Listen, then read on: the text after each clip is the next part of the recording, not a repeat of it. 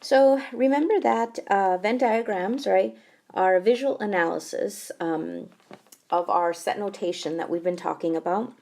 And it's called a Venn diagram, named after a British logician called John Venn. So again, in honor of him, we're going to use Venn diagrams because it was his idea. So we're going to be talking about two sets. Later on, we'll go to three sets, but if we have two sets, what's the representation in a Venn diagram? And there's actually 4 cases.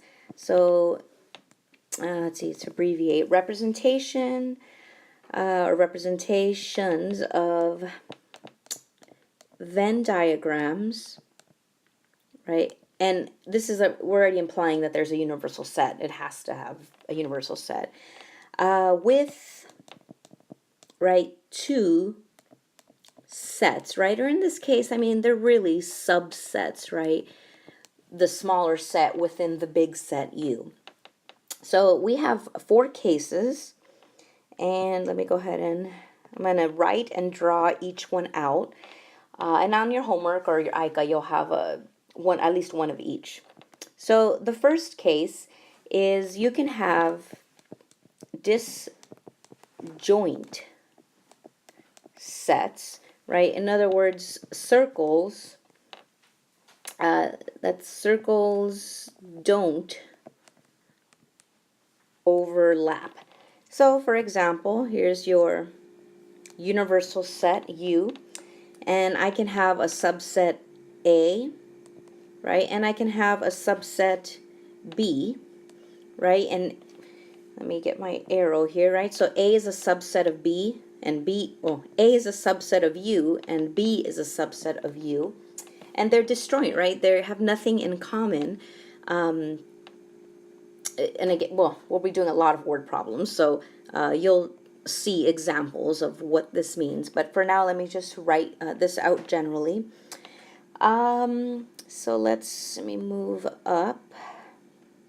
Okay, so case 2, you can have proper, again, subsets, or we can just say sets. So in this case, remember what proper means.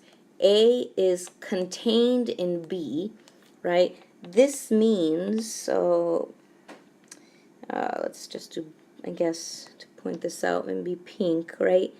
Here, A is not equal to B, okay? That's what proper sets means, that A is contained in B, and it's specifically A is not equal to B. So what do we have here?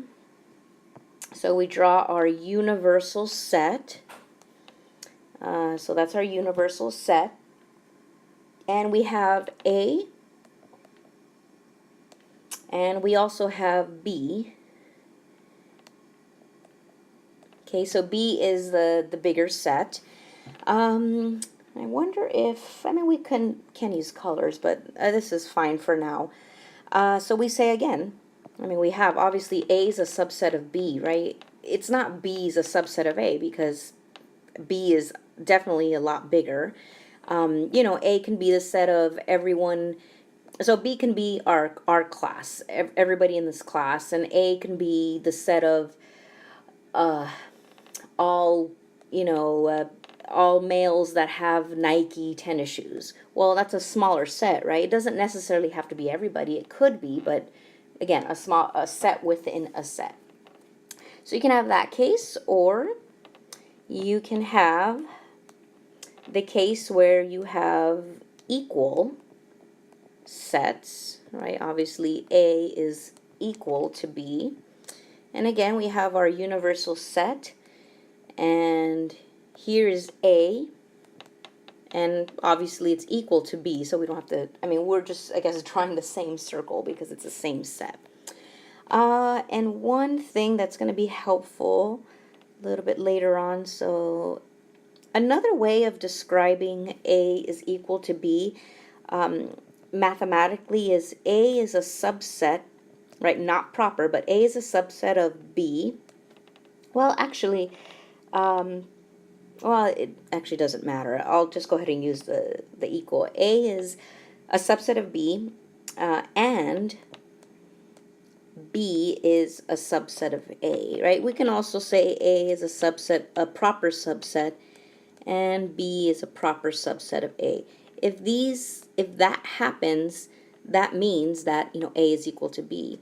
If this happens, then that A is also equal to B. And again, we'll do some concrete examples. If that doesn't make sense right now, that's okay. It's an introduction. Let's see, and finally we have case 4. So far we have disjoint sets, proper sets, equal sets, and we can also have intersection of sets. So notice in the beginning, right, our first example was, right, two sets that are disjoint, right? There's no overlap. Well, what if they do overlap, right? So let's move down, and I'm going to draw my universal set. And, right, this can be set A, right? This can be set B. And again, I'm drawing, my circle A, my subset looks, very equal to B. My B can be a lot bigger, but again, just to get a general understanding. And so here, right, notice there is an intersection, right? So that's the common point, or more specifically, these are the common elements in the set. And we mathematically write A, and then this guy, right, the U upside down means intersection.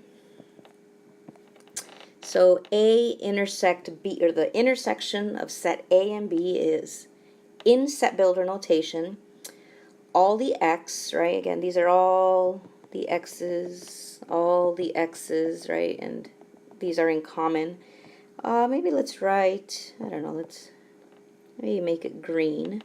So the intersection of A and B is, okay, all the X such that X is in A, and, okay, this is important, it can't be or, and X is in B. Okay, so that's this region here. That's what that means.